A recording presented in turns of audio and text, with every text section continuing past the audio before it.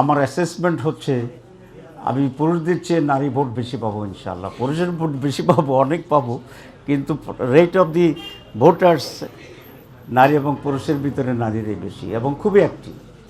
তো সারা দেশে আমাদের নারীরা এরকম অ্যাক্টিভ। আমাদের প্রধান প্রতিপক্ষ যারা আছেন তারা এটা বুঝতে পারে, ওরা এটা টের পেয়েছে যে জামাতের মহিলা নারীরা যে পরিমাণ অ্যাক্টিভ আছে, এতে মহিলাদের কর্মকাণ্ডই তাদের টোটাল কর্মকাণ্ডকে সারপাস করে যেতে পারে।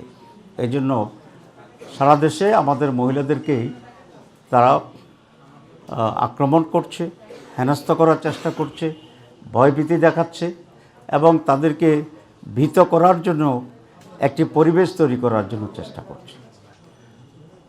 আমরা সবসময় এটা মনে করি নারীরা আমাদের অত্যন্ত সম্মানীয় জাত, আমাদের মায়ের জাত, আমাদের বোনের জাত, আমাদের কন্যার জাত, এবং তাদের সম্মান এবং সিকিউরিটি রক্ষার দায়িত্ব পুরুষদেরই এবং আমাদের সকলেরই।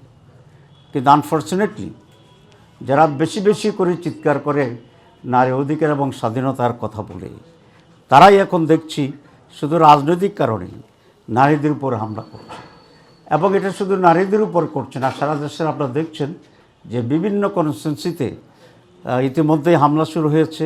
বক্তৃতায় জিহ্বা কেটে দেওয়ার কথা বলা হচ্ছে, হাত নিয়ে যেতে পারবে না জামাতকে ভোট দিলে, সেরকম কথা হচ্ছে। আপনাদের রেডিও টেলিভিশন থেকেই আমরা এগুলো শুনতে পাচ্ছি।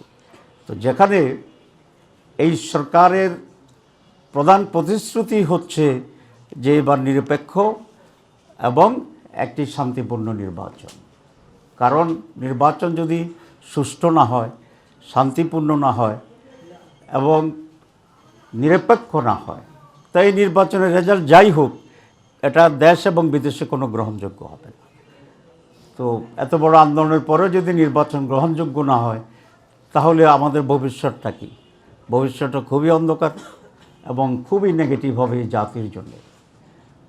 রাজনৈতিক দলগুলোর এখানে ভূমিকা আছে সরকারের পাশাপাশি, কারণ সমস্ত রাজনৈতিক দলকে এটা বোঝা উচিত যে জোর করে ক্ষমতায় গেলে এইবার আগের চেয়েও খারাপ পরিণতি হতে পারে। সুতরাং আমি এই আহ্বান জানাবো সব রাজনৈতিক দলের প্রতি, ইনক্লুডিং জামাতে ইসলামী, যে আমাদের সবাইকেই দায়িত্বশীলতার পরিচয় দিতে হবে, সুষ্ঠু নির্বাচনে ভূমিকা রাখতে হবে এবং একটি সঠিক নির্বাচন যাতে হয় এই দায়িত্ববোধের পরিচয় দিতে হবে। না হয় এ দেশকে উদ্ধার সঠিক পথে রাখার আর কোনো বিকল্প থাকবে না এবং এতে করে সকলেই আমরা সাফার করব। কেউ যেটা মনে করে জোর করে ক্ষমতায় গেলেই বোধহয় সব শেষ হয়ে গেল, আমি মনে করি এটা মারাত্মক ভুল রাজনৈতিক চিন্তা এবং সিদ্ধান্ত হবে। আমি কয়েকটি জায়গায় তারা যে হামলা করছে এর সামান্য একটি নমুনা, this is not the all, কারণ সবটাই বের করে এনে এখানে আনা ইটস নট পসিবল, কিন্তু কয়েকটি নমুনার কথা আপনাদেরকে আমি পড়ে শোনাচ্ছি। কিয়দংশ এখানে আছে এবং এটার একটা এখানে কিছু আমাদের ডকুমেন্টারিও আছে যেখানে যেখানে তাদের ঘটনা আছে, এগুলো আপনাদের মাধ্যমে আমরা পেয়েছি, বিভিন্ন পত্রিকা যেগুলো আসছে। ঘটনাগুলি শুধু আমি উল্লেখ করছি কারণ আমি তো লম্বা করতে চাই না, আপনাদেরকে ব্রিফিংটা দেওয়া হবে। যেমন রোববার 25শে জানুয়ারি দুপুরে যশোর 2 আসনে দাঁড়িপাল্লার পক্ষে ভোটের প্রচারণাকালে জামাতের নারী নেত্রীর উপর যুবদলের হামলা ও হেনস্থার ঘটনা ঘটেছে। এতে 2 জন নারী আহত হয়েছেন। জিগরগাছা পৌরসভার 5 নম্বর ওয়ার্ডের কীর্তিপুর এলাকায় জামাত ইসলামীর উপজেলা মহিলা নেত্রীরা দাঁড়িপাল্লা প্রতীকে ভোট চাইতে গেলে উপজেলা যুবদলের সভাপতি আরাফাত রহমান কল্লোলের নেতৃত্বে সবুজ, আহানাস, সোহাগ সহ 15-20 জনের একটি দল জামাতের মহিলা কর্মীদের উপরে অতর্কিত হামলা করে, আহত করে এবং মোবাইল ফোন ছিনিয়ে নিয়ে যায়। এ সময় তারা মহিলাদের ভ্যানিটি ব্যাগও ছিনিয়ে নিয়ে যায়।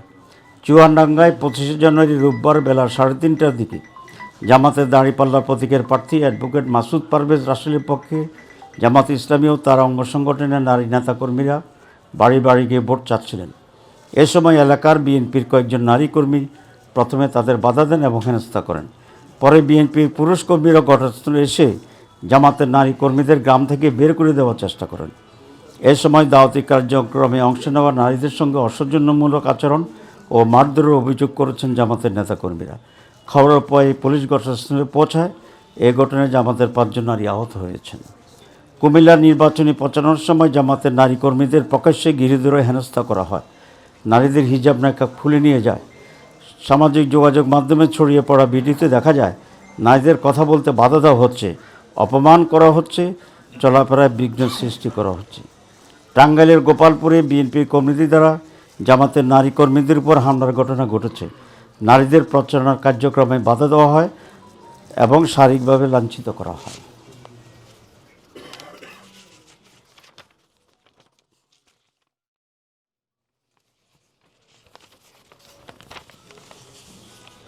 লালমনিরহাটে জামাতের নারী কর্মীদের হিজাব নিয়ে টানাহেঁচড়া করে এবং হিজাব খুলে নেয়। তারা বলে ভোট চাইতে নয়, বরং চুরির জন্য এসেছে নাকি জামাত কর্মীরা। ঘটনার ভিডিও ধারণ করলে মোবাইল ফোন কেড়ে নেওয়া হয়। জামাতের পুরুষ সদস্যদের বিএনপি নেতাদের নেতৃত্বে রুমে ঢুকিয়ে ব্যাপক মারধর করা হয়। 4টি মোটরসাইকেল ভাঙচুর করে, একটি ল্যাপটপ ভাঙচুর করে। প্রশাসনের সামনে এই ঘটনা ঘটলেও প্রশাসন নীরব দর্শকের ভূমিকায় ছিল। ভোলার লালমোহনে রমাগঞ্জ ইউনিয়নের 6 নম্বর ওয়ার্ডে জামাতের নারী কর্মীরা গণভোট ও সাংগঠনিক কার্যক্রমে অংশ নিতে ইউনুস পাটোয়ারির বাড়িতে যান। এ সময় স্থানীয় নূর নবীর ছেলে রুবেল তাদের সঙ্গে অশালীন আচরণ ও গালিগালাজ করেন। বিষয়টি জানতে পারে এক নারী কর্মীর স্বামী ও রায়চাঁদ বাজারের ব্যবসায়ী মোহাম্মদ জসিমউদ্দিন মুঠোফোনে রুবেলের সঙ্গে যোগাযোগ করলে তাকেও গালিগালাজ করেন। পরে রুবেল জসিমউদ্দিনের ব্যবসা প্রতিষ্ঠানে গিয়ে তার উপর হামলা চালায়। সন্ধ্যার দিকে বিএনপির কয়েকজন নেতাকর্মী বাজার এলাকায় জড়ো হন। এক পর্যায়ে 10 দলীয় জোটের কর্মীদেরও হামলা চালানো হয়। এতে বিডিপির, বাংলাদেশ ডেভেলপমেন্ট পার্টির অন্তত 15 জন নেতাকর্মী গুরুতর আহত হন। লালমান উপজেলার স্বাস্থ্য কমপ্লেক্সে তাদেরকে ভর্তি করা হয়। অপরদিকে ভোলার চরপেশনে পছন্দের প্রার্থীর বিপক্ষে নির্বাচনে প্রচারণায় নামায় হাজরা বেগম নামে এক নারীকে মারধর করে গুরুতর আহত করেছেন স্থানীয় এক যুবদল নেতা শাহাবুদ্দিন। এই সময় তাকে রক্ষা করতে এগিয়ে এলে ওই নারীর 9 মাসের অন্তঃসত্ত্বা মেয়েকেও নির্মমভাবে মারধর ও পেটে লাথি মারা হয়। এক পর্যায়ে শাহাবুদ্দিন ওই নারীর কান ছুঁয়ে স্বর্ণালঙ্কার নিয়ে যান এবং কাঠ দিয়ে মাথায় আঘাত করলে তিনি ঘটনাস্থলেই অজ্ঞান হয়ে পড়েন। পরে চিকিৎসক তার মাথায় 6টি সেলাই ও ছেড়ে যাওয়া কানে 2টি সেলাই দেন। জামাত নেতৃত্বে নির্বাচনী কাজে না করতে পারে সেজন্য হুমকি দিয়েছেন বিএনপি নেত্রী ও বিএনপির এমপি প্রার্থীর স্ত্রী ও বিএনপির মানবাধিকার বিষয়ক সহ সম্পাদক ও সাবেক এমপি অ্যাডভোকেট সৈয়দা আসিফা আশরাফি পাপিয়া তার বক্তব্যে বলেছেন, মা বোনদের উদ্দেশ্যে বলছি, আগামী 12 ফেব্রুয়ারি নির্বাচনের আগে জামাত ইসলামীর ছাত্রী সংস্থার কর্মীরা কেউ বাসা গেলে 999 কল দিয়ে ধরিয়ে দেবেন যাতে বয়ান দেওয়ার আর সুযোগ না পান। মেহেরপুর গহরপুর গ্রামে জামাতের নারী কর্মীদের হেনস্থার প্রতিবাদ করায় 3 জনকে মারধর করা হয়। ভোট চাইতে গেলে স্থানীয় বিএনপি নেতা হায়দারের নেতৃত্বে এই হামলা ও মারধর করা হয়। এর আগেও তারা একবার নির্বাচনের কাজে বাধা দিয়েছিলেন। কেরানীগঞ্জে বিএনপি কর্মীদের হাতে জামাতের নারী কর্মীরা মারধরের শিকার হয়েছেন। জামাতের এমপি প্রার্থীর পক্ষে নারী কর্মীরা বাড়ি গিয়ে নির্বাচনী প্রচারপত্র বিলি করেছিলেন। তখন আরেক নারী কর্মী মুঠোফোনের দৃশ্য ধারণ করেছিলেন। ঠিক সেই সময় বিএনপির কিছু নেতাকর্মী ভিডিও ধারণাকারীর মুঠোফোন কেড়ে নেওয়ার চেষ্টা করেন। তখন অন্য নারী কর্মীরা বাধা দিলে তাদের ভ্যানিটি ব্যাগ ও ওড়না টেনে ছিঁড়ে ফেলা হয়। এক পর্যায়ে বিএনপি নেতাকর্মীরা জামাতের নারী কর্মীদের লাথি ও কিলঘুষি দেন। এই ঘটনায় থানায় অভিযোগ করার পর ওসি সাহেব ব্যবস্থা নেওয়ার আশ্বাস দিয়েছিলেন, কিন্তু কিছুই করা হয়নি।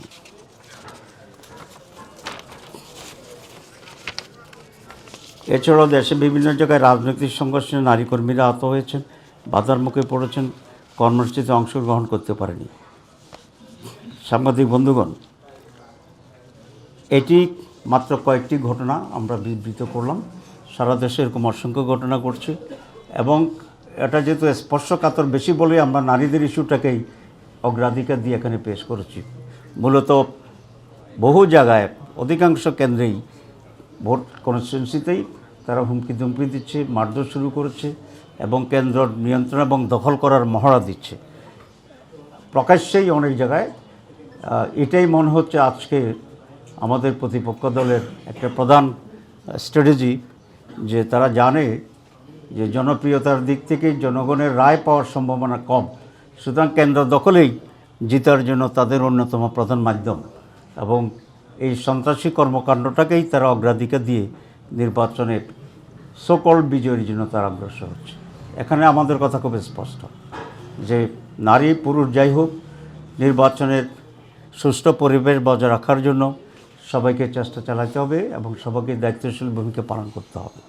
নির্বাচনে যদি 18, 24, 14 মতো পুনরাবৃত্তি ঘটে তাহলে সেই নির্বাচন কখনোই গ্রহণযোগ্য হবে না।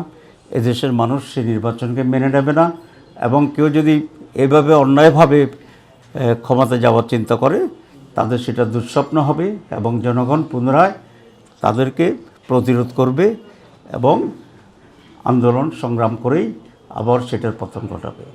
আমরা এই অনাকাঙ্ক্ষিত পরিবেশ থেকে দেশকে রক্ষা করার জন্য প্রধান দায়িত্ব হচ্ছে সরকারের। তারা এটা ওয়াদাবদ্ধ ওই জাতির কাছে একটা ফেয়ার ইলেকশন করবেন,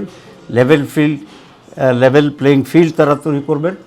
কিন্তু আমরা সেখানে ব্যাপক দুর্বলতা দেখছি। আমরা বারবার দৃষ্টি আকর্ষণ করছি সরকারের, ইলেকশন কমিশনের বিভিন্ন জায়গায় অনেক ডিসিএসপিরা প্রকাশ্যে পক্ষপাতিত্ব করছেন। আমরা সেগুলো দৃষ্টি আকর্ষণ করতেছি, কিন্তু ইলেকশন কমিশন এবং সরকার এখানে খুবই দুর্বলতা প্রদর্শন করছেন, তেমন কর্ণপাত করছেন না।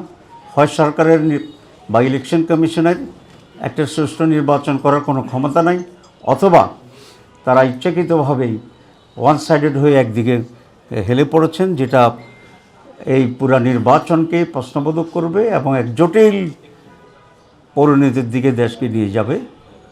আমরা সেক্ষেত্রে সময় থাকতে সজাগ হওয়ার জন্যে এবং সঠিক ভূমিকা পালনের জন্য সকলকে আমরা অনুরোধ জানাচ্ছি। নারীদের উপরে এই অত্যাচারের এবং নারীদের কাজে বাধা দেওয়ার এবং হামলার প্রতিবাদে আমরা আমাদের যে নারী সংগঠন আছে সেই নারী সংগঠনের উদ্যোগে আগামী 31 তারিখ আমরা একটা প্রতিবাদ নারী সমাবেশ করব সোহরাওয়ার্দী উদ্যানে। সকাল 10:30 এই প্রতিবাদ সমাবেশ শুরু হবে এবং এই প্রথমবার বলা যায় আমাদের নারীদের বাধ্য হয়ে আমাদের নারী সংগঠনের কর্মীরা প্রকাশ্যে এসে এটার প্রতিবাদে তারা এই সমাবেশ করবেন।